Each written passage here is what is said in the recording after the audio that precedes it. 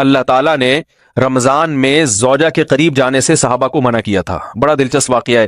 رمضان کی راتوں میں بھی زوجہ کے قریب جانے سے منع کیا تھا. ایک صحابی تھے، وہ رات میں کہیں چلے گئے. اب بڑے پریشان ہوئے، رسول اللہ صلی اللہ علیہ وسلم کے پاس آئے، عرض کیا یا رسول اللہ مجھ سے غلطی ہوئی، رمضان کی رات میں میں نے اپنی زوجہ کے قریب چلا. آپ نے فرمایا کیوں؟ وہ بڑا دلچسپ واقعہ ہے، بس بظاہر تھوڑا حیا کے خلاف بھی ہے لیکن اتنا بھی نہیں ہے. وہ کہہ رہے میری زوجہ کہیں پانی بھرنے کے لیے جا رہی تھی، ان کی پنڈلی کھلی تو میری نظر بیوی کی پنڈلی پر پڑی اور میں بس پاگل ہو گیا بیوی کے عشق میں. میں یہ اس لیے بیان کر رہا ہوں کہ جو لوگ نظر کی حفاظت کرتے ہیں وہ بیوی کے عشق میں پاگل ہوتے ہیں.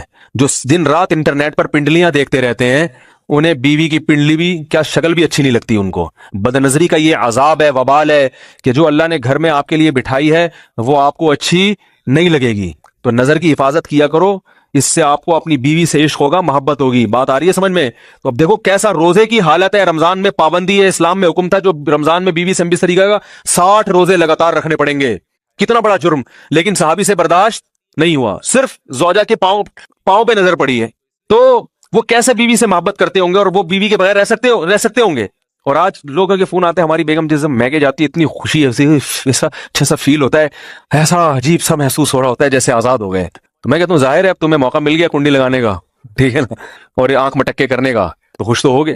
تو یہ بھی ایک عذاب ہے جو لبرل لوگ نے جس عذاب میں ڈالا ہوا ہے نا، اس میں عورت کے حقوق نہیں ہے. عورت کے حقوق نظر کی حفاظت میں اور عورت کے پردہ کرنے میں ہے. جب مرد باہر نکلے گا سب پردے میں ہوں گی تو آئے گا کس کے پاس؟ بیگم کے پاس ہی آئے گا. تو اتنے منہ کالا کرنے کے راستے کھول دیے ہیں تو ظاہر ہے پھر کامیاب ازدواجی زندگی نہیں ہوتی. تو نبی کے پاس آئے، عرض کیا یا رسول اللہ میں برداشت نہیں کر پایا. تو آپ مسکرا دیے. تو وہ نبی کے پاس گئے، یا رسول اللہ ایسے ہوا، مجھ سے غلطی ہو گئی. تو آپ نے فرمایا کیوں؟ فرمایا ایسا ہو گیا تھا.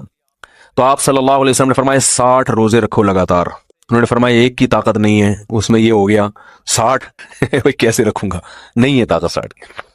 آپ نے فرمایا ٹھیک ہے پھر 60 غریبوں کو 2 ٹائم کا کھانا کھلاؤ.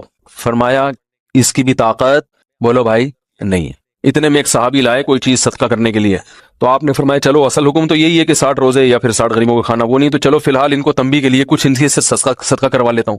فرمایا چلو یہ فلاں خیرات کی ایک چیز لے کر آئے ہیں، تم یہ لے کے غریبوں میں بانٹ دو. انہوں نے فرمایا مجھ سے زیادہ غریب پورے مدینہ میں بھائی کوئی بھی نہیں. آپ صلی اللہ علیہ وسلم مسکرانے لگے، فرمایا جاؤ کھاؤ اور بچوں کو کھلاؤ. اور بھائی غلطی بھی ہوئی اور گھر میں راشن بھی آ گیا. تو اس کے بعد قرآن کی آیت نازل ہوئی کہ احل لکم لیلۃ الصیام الرفث الی نسائکم ہن لباس لکم وانتم لباس لہن علم اللہ انکم کنتم تختانون انفسکم فتاب علیکم وعفى عنکم فالآن باشروہن وابتغوا ما کتب اللہ لکم. فرمایا اللہ کو پتہ ہے کہ تم اس حکم پر عمل نہیں کر سکتے، لہٰذا رمضان کی راتوں میں تمہیں اپنی بیوی کے پاس جانے کی اجازت ہے، لہذا ان کے پاس جایا کرو اور اس اولاد کو تلاش کرو جو اللہ نے تمہارے مقدر میں لکھ دی ہے. قرآن جہاں بھی بیوی سے ریلیشن قائم کرنے کی بات کرتا ہے اولاد کا ذکر لازمی کرتا ہے، یعنی تلاش کرو اس اولاد کو جو اللہ نے تمہارے لیے لکھ دی ہے.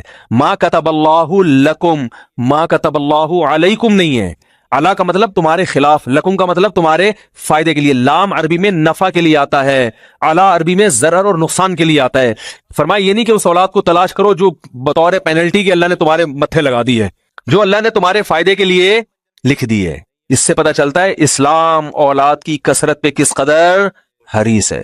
بات آ رہی ہے اور بھی اس بارے میں آیتیں ہیں قرآن مجید کی، مگر میں اب زیادہ تفصیل میں نہیں جاؤں گا. کچھ آیتیں رہ گئی ہیں، کچھ احادیث رہ گئی ہیں، تو وہ انشاءاللہ پھر اگلے